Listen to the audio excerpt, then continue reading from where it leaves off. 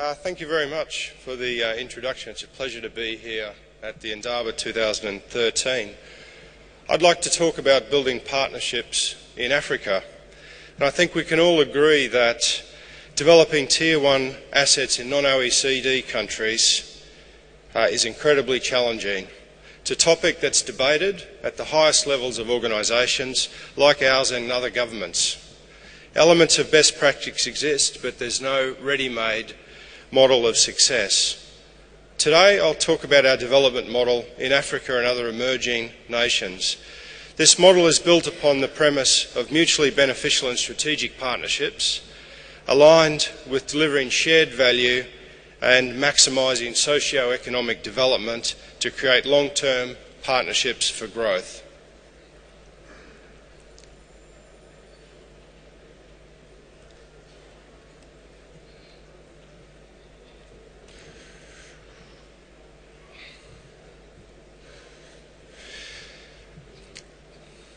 Just take notice of this traditional cautionary statement. So Rio Tinto is investing in Africa.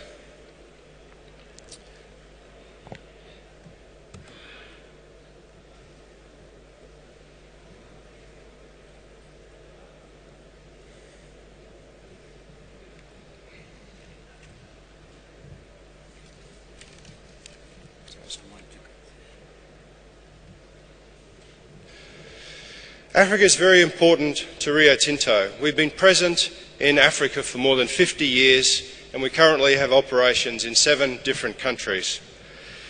My business, Diamonds and Minerals, run 5 of the businesses on this slide, including Richards Bay Minerals in South Africa, QMM in Madagascar, Moroa Diamonds in Zimbabwe, the Simandou project in Guinea and the Mutamba project in Mozambique. In addition, we have bauxite assets in Guinea, as well as an aluminium smelter and a development project in Cameroon, a uranium mine in Namibia, and coal projects in Mozambique. Like all mining companies, we review our portfolio regularly. This review has led to 2 businesses in Africa being impacted.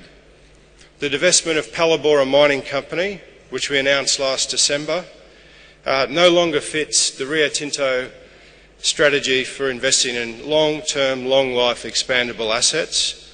We're also exploring a number of options for our diamonds business, which includes our Moroa property in Zimbabwe. Evidence of Rio Tinto's continued commitment in Africa is our recent acquisition of BHP Billiton's 37% interest in Richards Bay Minerals last year for $1.7 billion. This acquisition takes our share of Richards Bay Minerals up to 74% in what is a very valuable, long-term, expandable business. Recently, we announced an unexpected impairment to Rio Tinto Coal Mozambique. This was due to a review of the infrastructure challenges and a downward revision of the resource base. Our priorities are now to find a suitable infrastructure solution through discussions with the government so that we can move forward with the development of this asset. We take a long-term view when we invest in our assets.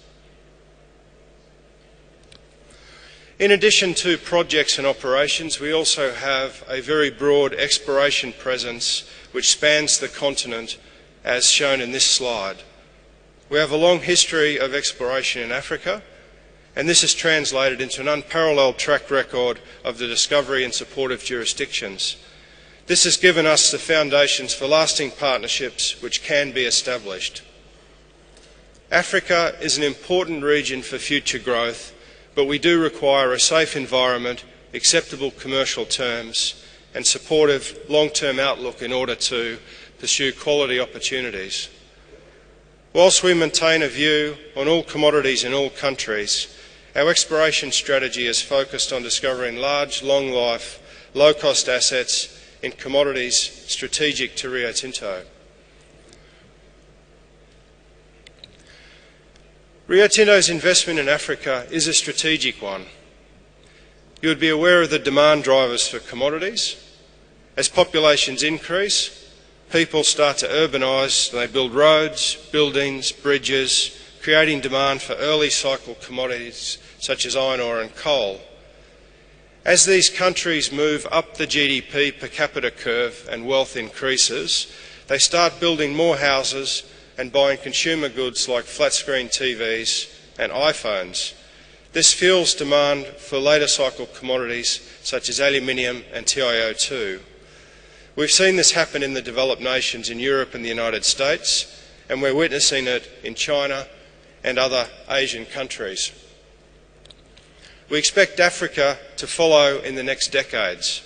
As you can see from the top graph, we expect Africa's population to surpass the current population of China by 2023. By 2040, Africa's GDP will be the size of the US today. This, coupled with Africa's wealth of natural resources to supply the world's current growth, makes it a key pillar of our long-term growth strategy. Safety is our number one priority in everything we do, and our operations in Africa are certainly no different. Operating in Africa presents some unique challenges. Our workforce spans multiple nationalities, ethnicities, languages and cultures. In most places, we deal with a lack of current mining expertise and skills, as well as poor infrastructure. Nevertheless, our expectation for safety performance in Africa is no different and no less than our operations in OECD countries like Australia and Canada. It does mean that we employ innovative strategies to educate our people and visible safety leadership to ensure everyone gets home safely every day. When we decide to invest in an asset, we make a long-term commitment to the people of a host country. Often our asset represents a major part of the host economy, which means the project is usually a catalyst for development for that economy. Delivery of the core operation must be seen to be beneficial by the population, driving a behaviour for all stakeholders to remain accountable for their contribution to the success of the project, the stability of the project, even during periods of volatile commodity prices. There are not many of our operations in which we own 100%, particularly in developing countries. Many of our African operations and projects have some form of state equity interest. The Government of Guinea has options to take up to 35% of the Simandou mine and 51% of the Simandou infrastructure. In addition, the Government of Guinea already holds 49% interest in the CBG bauxite operations. The Government of Madagascar has a 20% interest in the QMM mine. The Government of Cameroon owns 47% of the Alucam aluminium smelter and is considering partnering in our development project. At Richards Bay Minerals, a broad-based black empowerment consortium consisting of lead investors and 4 host communities hold 24% of the asset and a further 2% held by the employees. These are key levers in aligning interests in the communities and the local population. We also partner with other international entities. The introduction of Chinalco and the IFC as co-venturers in Simandou was a strategic decision given the magnitude of the investment and the complexity of the project. By bringing in Chinalco, we lowered project risk by providing sustainable end markets and investment capital. Furthermore, it provides us with access to China's best rail and port engineering teams, helping us build the project faster without sacrificing quality. We work with the IFC on a number of other projects across the globe as well, including in Mongolia and Peru. The IFC adds value beyond financing to strengthen international governance and world's best practice in social responsibility. Infrastructure is a key lever in the development of a country. Let me illustrate through the example of Simandou in Guinea. The Simandou range in southeast of Guinea has one of the largest high-grade iron ore deposits in the world, and work's underway to develop a 95 million tonne per annum mine. The contribution of the mine to the Guinean economy will be massive. Current estimates suggest that the economic impact of Simandou will more than double Guinea's current GDP. Annual payments to the government will be more than twice that of total government revenues received currently once the project is in a steady state of operation. The size of this stimulus is almost unprecedented in Africa. But this is much more than a mine. We're developing a 650-kilometre railway through the country. This is designed to support freight and passenger services and multi-use for iron ore and minerals haulage. The port just south of Conakry will accommodate the largest ships ever to have docked in Guinea. The port also supports complementary trading activities including agriculture, fuel and other freight. There's also a deep network of supporting infrastructure, more than 1,000 kilometres of upgrades to the national road network. This in fact will have a far greater impact on local incomes than the railway in the early stage of development. Development of critical mass of services, which includes housing and urban infrastructure, telecommunications, health and education facilities. Development business centres that promote local enterprises and training centres to support more than 4,000 direct jobs and 20,000 indirect jobs during construction, after construction. The project also enables the provision of electricity and water in a sustainable way. In this way, the Simandou project will lay down solid foundations on which to build a South Guinea growth corridor. Guinea has a unique opportunity to unlock tremendous economic value and thereafter grow new industries, achieving food security, improving health and education, and diversifying substantially their economy. We believe the region illustrated here and on the map is capable of generating an additional $3 billion in annual GDP across the corridor, equivalent to $1,200 per capita of income. In countries like Guinea, Madagascar and Mozambique, our operations will be a catalyst for broader regional development. Our role is to enable broad-based economic prosperity through the development of infrastructure and, as I just spoke about as well, skills, global alliances and local supply bases. Skills include both local capacity as well as government capacity. Increased economic competitiveness and transparency can be facilitated through direct support to increase government capacity. This is critical for the development of strong policies and robust governance frameworks, which is necessary for investment. Our global alliances can be a lever to promote economic diversification and investment. We act as an advocate on behalf of the host country to attract foreign direct investment and local investment in related industries. In this way, partners mutually support each other to promote economic activity. At our QMM mine in Madagascar, the construction of the port, as you see here, in Fort Dauphin, is a public-private partnership executed by QMM. The port's multi-user and the region has been transformed into a 500-hectare industrial zone. The port has promoted existing local industries such as sisal growing, fishing and the harvesting of medicinal plants and fruits. It's also developed new industries in the region such as tourism. Not only does this benefit the local population through a balanced approach to economic growth, it also reduces the mining industry dominance of the local country's GDP. Our relationship with the host nation can be a catalyst for other partners to co-invest in the future of the nation. In this way, we create a long-term partnership for growth.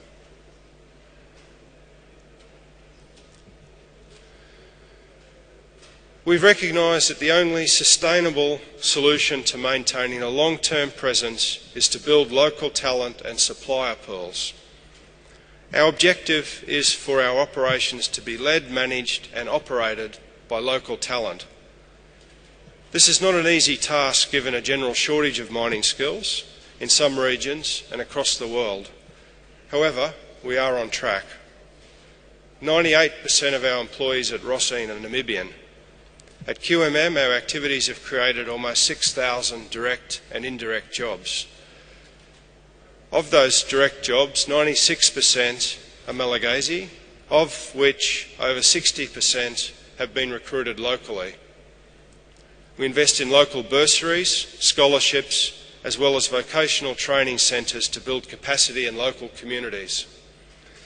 A partnership spearheaded by Richards Bay Minerals, in conjunction with the local Department of Education and third-party education providers, has seen the development of local youth into successful professionals. In this way, we build capacity and resilience in communities by actively involving them in our business and helping to shape the future. This philosophy extends to local suppliers, including in our procurement processes, and in 2012 we spent approximately $160 million on local procurement in Guinea. This allows us to, over time, have a sustainable pool of skilled local contractors to supply our operations. This makes very good business sense. We also understand that developing sustainably isn't just about building the infrastructure on time and operating it at the lowest quartile of the cost curve. We've learnt that commitment to the soft infrastructure of our society is a core competitive advantage. When we invest in the communities, we aim to marry the needs and expectations of the community with government development priorities, all of the while ensuring that our investments align with business values and goals. At Moroa Diamonds in Zimbabwe, we facilitated the launch of several community-based businesses across areas in which were a priority for both the community and the government. Whilst these businesses possess a strong service link to the mine initially, they have the potential to service other markets. These businesses have now become employers in their own right and currently employ nearly 100 locals. We recognise that our operations can cause significant disruption to local communities. For example, resettlement and compensation is a critical part of developing a mine and an infrastructure corridor. However, it does have the potential to create community unrest and can last the lifetime of a business. Conversely, if it's done well, it will secure the support of the impacted communities across the country and across the project. Land acquisition for the Simandou project requires resettlement across the breadth of the infrastructure and is one of our key challenges. We're balancing the speed of construction whilst ensuring that resettlement is done at world best practice and ensuring the growth and improvement in well-being of those affected. The government is leading this process in partnership with Rio Tinto.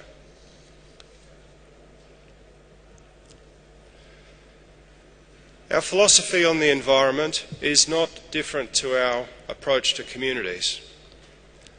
Our aim is to minimise the impacts of our business and contribute to environmental conservation to ensure the region ultimately benefits from our presence. Outstanding environmental performance matters to the way of life for our communities and our employees. In partnership with our stakeholders, our operations are able to meet the demands of the most stringent environmental schemes whilst also resolving some of the most profound social, economic challenges. As you can see in this picture, at Richards Bay we're committed to reforesting the mining areas of our operations where we've been for 35 years. In partnership with the University of Pretoria and in close conjunction with local communities, to ensure that we adopt world-class standards, and we've rehabilitated the area into a preserved forest where a true ecosystem has been developed. Companies like Rio Tinto have a unique opportunity to make a difference in this area, and if we do, we earn our licence to operate in the future. In summary, the African resource industry is already a major player in the global resources market. Our investment in Africa is a strategic one, and one we intend to be here for a very long time. We're not able to do this without the support of host governments, communities and the broader local population. These relationships need to be built on mutual benefit and sustainability if there is any chance of promoting the long-term benefit for the people of Africa. Our framework acknowledges that a focus on health and safety, harmonious engagement with the environment and communities, conducting our business with the utmost in integrity and transparency, underpinning a delivery of value to our shareholders remains core to the way we work. The world is watching our industry to make sure we deliver on our commitments to Africa. But there is an underlying settlement that if we do, we will set a new standard for the development of world-class assets in the emerging world. Thank you.